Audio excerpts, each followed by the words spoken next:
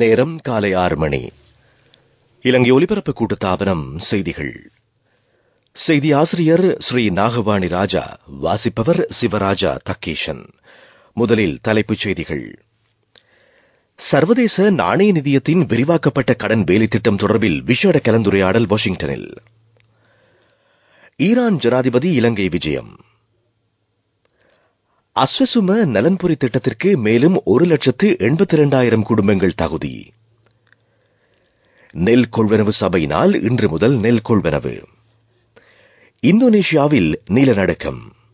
அவை தலைப்புச் செய்திகள். இனி விரிவான செய்திகள். சர்வதேச நாணய நிதியத்தின் விரிவாக்கப்பட்ட கடன் வேலை திட்டத்தின் 2வது மீளாய்வின் அடுத்த கட்டம் குறித்து இலங்கையும் சர்வதேச நாணய நிதியமும் கவனம் செலுத்தியுள்ளன. ராஜாங்க அமைச்சர் ஷெஹான் சேமசிங்க மற்றும் இலங்கை இந்தியாவிற்கான சர்வதேச நாணய நிதியத்தின் நிறைவேற்று பணிப்பாளர் கலாநிதி கிருஷ்ணமூர்த்தி சுப்பிரமணியம் ஆகியோருக்கிடையில் இது தொடர்பான கலந்துரையாடல் அண்மையில் அமெரிக்காவின் வாஷிங்டனில் இடம்பெற்றது. சர்வதேச நாணய நிதியம் மற்றும் உலக வங்கியின் அரையாண்டு கூட்டத்தில் பங்கேற்பதற்காக வாஷிங்டன் சென்றுள்ள ராஜாங்க அமைச்சர் இந்த கலந்துரையாடலில் கலந்து கொண்டார். இந்த நிலையில் இலங்கைக்கும் சர்வதேச நாணய நிதியத்திற்கும் இடையில் இடம்பெற்ற கலந்துரையாடல்கள் மிகவும் பயனுள்ளவை என்று ராஜாங்க அமைச்சர் குறிப்பிட்டுள்ளார்.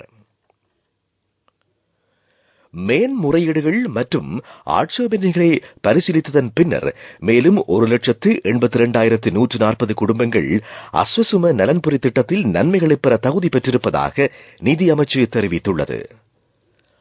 அவர்களுக்கான நிலுவைத் தொகை உள்ளிட்ட அனைத்து தொகைகளும் நாளைய தினத்திற்குள் அவர்களின் வங்கிக் கணக்கில் வரவு வைக்கப்பட இருப்பதாகவும் தெரிவிக்கப்பட்டுள்ளது. அதன்படி தற்போது 18,54,000 பேர் அஸ்வசும நலன்புரி திட்டத்தில் பயன்பெறுகின்றனர்.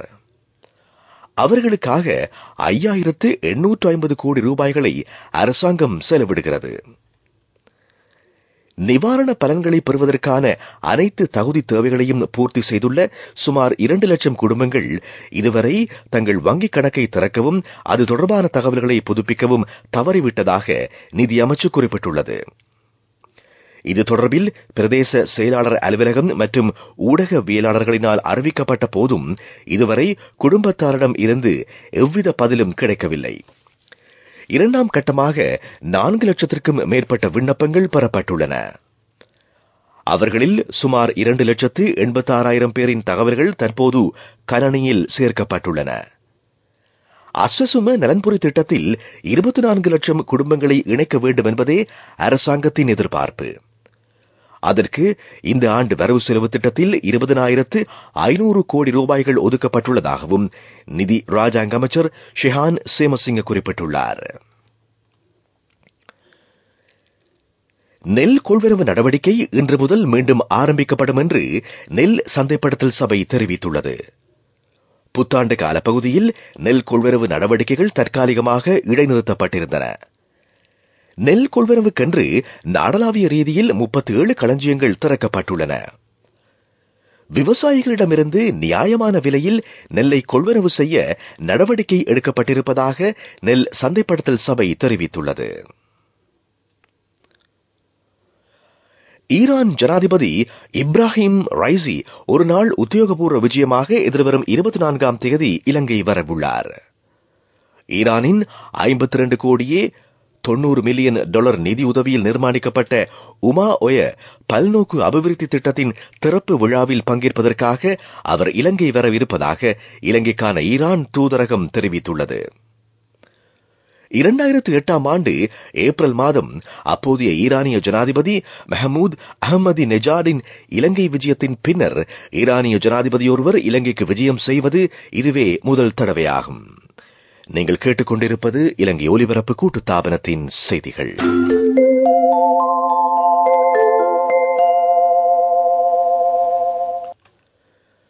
இம்முறை தமிழ் சிங்கள புத்தாண்டு சம்பிரதாயங்களில் வேலைக்கு புறப்படும் சுப நாள் இன்றாகும்.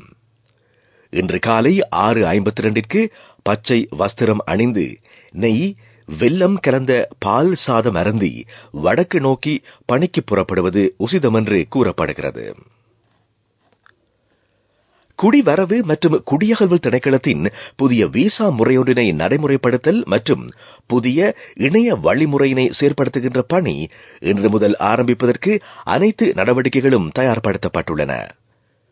குடிவரவு மற்றும் குடியகல்வு திணைக்களத்தின் கட்டுப்பாட்டாளர் நாயகம் ISHJ இலுக்பிட்டிய அறிக்கை ஒன்றினை வெளியிட்டு இதனை தெரிவித்துள்ளார். முன்னாள் பிரதமர் சிறிமாவோ பண்டாரநாயக்கவின் 107வது பிறந்த தினம் இன்றாகும். இவர் 1916ஆம் ஆண்டு ஏப்ரல் மாதம் 17ஆம் தேதி பலங்குடை மகவலதன்ன வளவையில் பிறந்தார். SWRD பண்டாரநாயக் அவர்களின் மறைவுக்கு பின்னர் அவர் ஸ்ரீலங்கா சுதந்திர கட்சியின் தலைவரானார். 1960ஆம் ஆண்டு ஜூலை 21ஆம் தேதி இந்த நாட்டிற்கு மாத்திரமன்றி முழு உலகினதும் முதல் பிரதமராக தெரிவாகினார். முதல் பெண் பிரதமராக தெரிவாகிய அவர் 1961ஆம் ஆண்டு மார்ச் மாதம் பொதுநலவாய பிரதமர்கள் மாநாட்டில் பங்கேற்றார். அந்த கூட்டமைப்பினை பிரதிநிதித்துவப்படுத்திய உலகின் முதல் பெண் பிரதமர் சிறிமாவோ பண்டாரநாயக்க என்பது விசேட அம்சமாகும். அவர் 1970 முதல் 77 வரையிலும் 1994 முதல் 2000ஆம் ஆண்டில் இறக்கும் வரையிலும் பிரதமராக இருந்தார். பல மகத்தான பணிகளை மேற்கொண்டு உள்ளூர் பொருளாதாரத்தை கட்டியெழுப்ப பெரும் முயற்சிகளை அவர் மேற்கொண்டார். 1972இல் இலங்கையினை குடியரசாக மாற்றுவதற்கு பாரிய பங்காற்றினார். 1976ஆம் ஆண்டு இலங்கையில் அணிசேரா நாடுகளின் உச்சி மாநாட்டை நடத்தியதன் மூலம் சிறிமாவோ பண்டாரநாயக்கவினால் முழு உலகத்தின் கவனத்தையும் இலங்கையின் பக்கம் ஈர்க்க முடிந்தமை குறிப்பிடத்தக்கது. சர்வோதய அமைப்பின் ஸ்தாபகர் கலாநிதி AT ஆரியரத்ன காலமானார். 92 வயதான இவர் உடல் நலக்குறைவு காரணமாக தனியார் மருத்துவமனை ஒன்றில் சிகிச்சை பெற்று வந்த நிலையிலேயே காலமானதாக அறிவிக்கப்பட்டுள்ளது. கலாநிதி ஆரியரத்ன தனது இடைநிலை கல்வியினை காலி மஹிந்த வித்யாலயத்திலும் உயர் கல்வியினை வித்யோதய பல்கலைக்கழகத்திலும் மேற்கொண்டார். கொழும்பு நாலந்தா கல்லூரியில் தனது ஆசிரியர் பணியினை அவர் தொடங்கினார். கிராமத்தின் வளர்ச்சியினை ஆதரிக்கும் கருத்தினை முன்னோடியாக கொண்டு சர்வோதய திட்டத்தினை அன்னார் ஆரம்பித்தார்.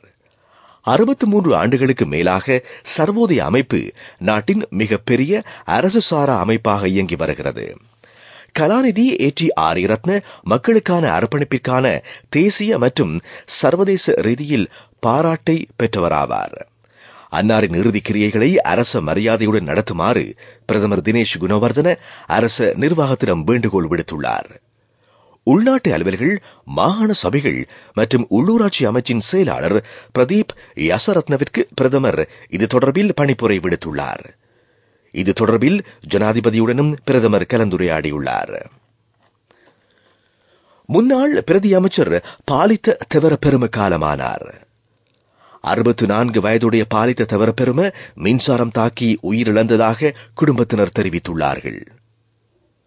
ஐக்கிய தேசிய கட்சியின் சார்பில் தேர்தலில் போட்டியிட்ட இவர் 2010ஆம் ஆண்டு பாராளுமன்றத்திற்கு தெரிவான நிலையில் 2020ஆம் ஆண்டு வரை பாராளுமன்ற உறுப்பினராக பதவி வகித்தார். 2015ஆம் ஆண்டு நல்லாட்சி அரசாங்கத்தின் கீழ் அவர் சமூக வலுவூட்டல் பிரதி அமைச்சராக பதவி வகித்துள்ளமையும் குறிப்பிடத்தக்கதாகும். பிரதான செய்தி வழங்குவோர் ஒவ்வொரு வீட்டிலும் இருக்க வேண்டிய வீட்டு வைத்தியர் சித்தாலேப. 2024ஆம் ஆண்டிற்கான முதல் பாடசாலை தவணையின் 2ஆம் கட்டத்திற்காக முஸ்லிம் பாடசாலைகள் இன்று ஆரம்பிக்கப்படுவதாக கல்வி அமைச்சு அறிவித்துள்ளது. இந்த நிலையில் 2024 அரசு மற்றும் அரசு அனுமதி பெற்ற தனியார் பாடசாலைகளின் முதலாவது பாடசாலை தவணையின் 2ஆம் கட்டம் எதிர்வரும் 24ஆம் தேதி ஆரம்பமாகிறது. இந்த பாடசாலை தவணை மே மாதம் 3ஆம் தேதி வரை இடம்பெறும் என்று கல்வி அமைச்சு அறிவித்திருக்கிறது.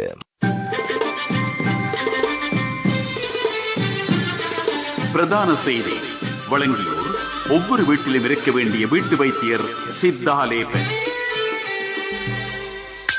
உங்கள் கவனத்திற்கு அனுராதபுரம் மாவட்டத்தில் ஒவ்வொரு மாதமும் சுமார் 130 புதிய சிறுநீரக நோயாளர்கள் கண்டறியப்படுவதாக அனுராதபுரம் போதனா வைத்தியசாலையின் சிறுநீரக நோய் நிபுணர் தெரிவித்துள்ளார். அதன்படி 2019 மற்றும் 2023 ஆண்டுகளுக்கு இடையில் அனுராதபுரம் மாவட்டத்தில் சுமார் 20,000 சிறுநீரக நோயாளிகள் பதிவாகியுள்ளதாகவும் அந்த காலகட்டத்தில் சுமார் 4,000 சிறுநீரக நோயாளிகள் இந்த நோயினால் இறந்திருப்பதாகவும் அவர் குறிப்பிட்டார். உலகச் செய்திகள். இந்தோனேஷியாவில் உள்ள ஜாவா தீவில் நிலநடுக்கம் ஏற்பட்டுள்ளது. இந்த நிலநடுக்கம் ரிக்டர் அளவில் 5.0 பதிவு செய்யப்பட்டிருக்கிறது. ஜாவா தீவில் கடலுக்கு அடியில் 10 கிலோமீட்டர் ஆழத்தினை மையமாக கொண்டு இந்த நிலநடுக்கம் ஏற்பட்டுள்ளது.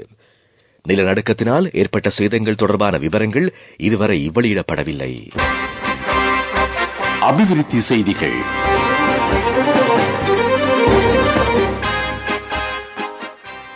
உலகின் மிகவும் பிரபலமான அன்னாசி வகைகளில் ஒன்றான MD2 அல்லது சூப்பர் ஸ்வீட் பைனாப்பிள் இலங்கையில் பயிரிடுவதற்கான பரிந்துரைகளை விவசாய திணைக்களம் வழங்க உள்ளது. இலங்கையில் பயிரிடப்படும் அன்னாசி பழங்களுக்கு உலக சந்தையில் நல்ல வரவேற்பும் அதிக தேவையும் உள்ளது. தரத்திலும் சுவையிலும் MD2 அன்னாசி வகை சிறந்ததாக இருக்கின்றமையினால் குறித்த அன்னாசி வகையினை இலங்கையில் பயிரிட நடத்தப்பட்ட ஆராய்ச்சியும் வெற்றி பெற்றிருக்கிறது.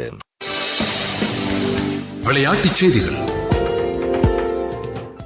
17வது Indian Premier League T20 cricket தொடரின் 31வது போட்டியில் ராஜஸ்தான் ராயல்ஸ் அணி 2 விக்கெட்டுகளினால் வெற்றி பெற்றிருக்கிறது.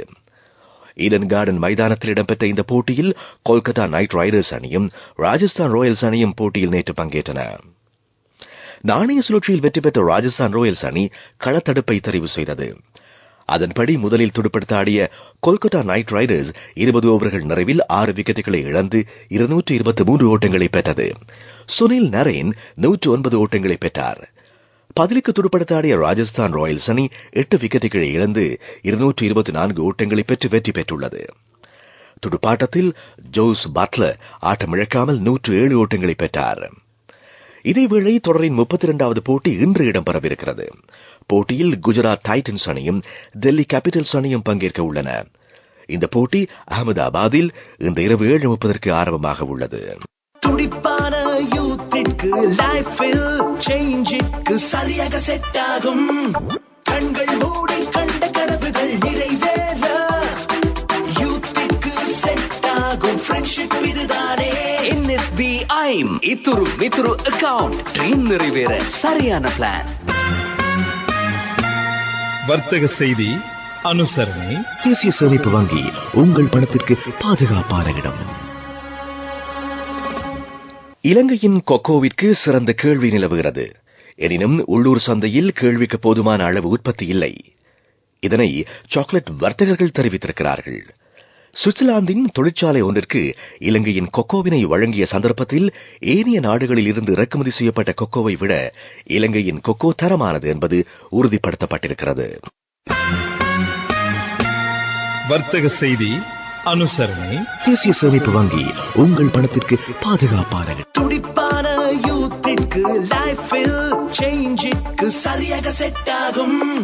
கண்கள் மூடி கண்ட கனவுகள் நிறைவேற யூத்திற்கு செட் ஆகும் ஃப்ரெண்ட்ஷிப் இதுதானே.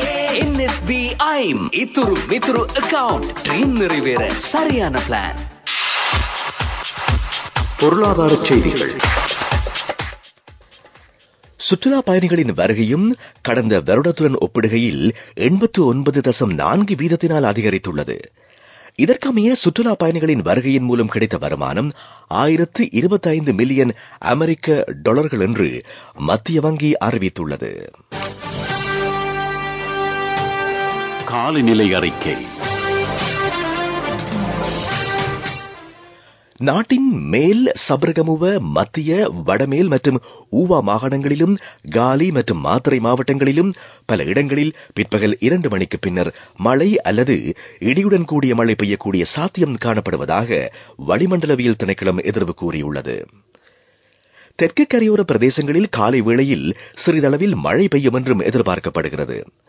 மேல் சபரகமுவ மற்றும் மத்திய மாகாணங்களிலும் காலி மற்றும் மாத்தறை மாவட்டங்களிலும் சில இடங்களில் காலை வேளையில் பனிமூட்டமான நிலை காணப்படும் என்று எதிர்பார்க்கப்படுகிறது. இடியுடன் கூடிய மழை பெய்கின்ற வேளைகளில் அப்பிரதேசங்களில் தற்காலிகமாக பலத்த காற்றும் வீசக்கூடும். மின்னல் தாக்கங்களினால் ஏற்படக்கூடிய பாதிப்புகளை குறைத்துக் கொள்ள தேவையான முன்னெச்சரிக்கை நடவடிக்கைகளை எடுத்துக் கொள்ளுமாறு பொதுமக்கள் அறிவுறுத்தப்படுகிறார்கள் என்று திணைக்களம் வெளியிட்டுள்ள வானிலை அறிக்கையில் தெரிவிக்கப்பட்டிருக்கிறது. அது காலநிலை அறிக்கை. இனி மீண்டும் தலைப்புச் செய்திகள். சர்வதேச நாணய நிதியத்தின் விரிவாக்கப்பட்ட கடன் வேலை திட்டம் தொடர்பில் விசேட கலந்துரையாடல் வாஷிங்டனில். ஈரான் ஜனாதிபதி இலங்கை விஜயம். அஸ்ஸசும நலன்புரி திட்டத்திற்கு மேலும் 1,82,000 குடும்பங்கள் தகுதி. நெல் கொள்வனவு சபையினால் இன்று முதல் நெல் கொள்வனவு. இந்தோனேஷியாவில் நிலநடுக்கம். இத்துடன் எமது காலை பிரதான செய்தி அறிக்கை நிறைவுக்கு வருகிறது. எமது செய்தி அறிக்கைகளை www.slbcnews.lk என்கின்ற இணையதளத்தில் பார்வையிடலாம். எமது செய்தி அறிக்கைகளை SLBC நியூஸ் என்கின்ற வலையொலி தளத்தில் செவிமடுக்கலாம். எமது அடுத்த பிரதான செய்தி அறிக்கை நண்பகல் 12:45 ஒலிபரப்பாகும்.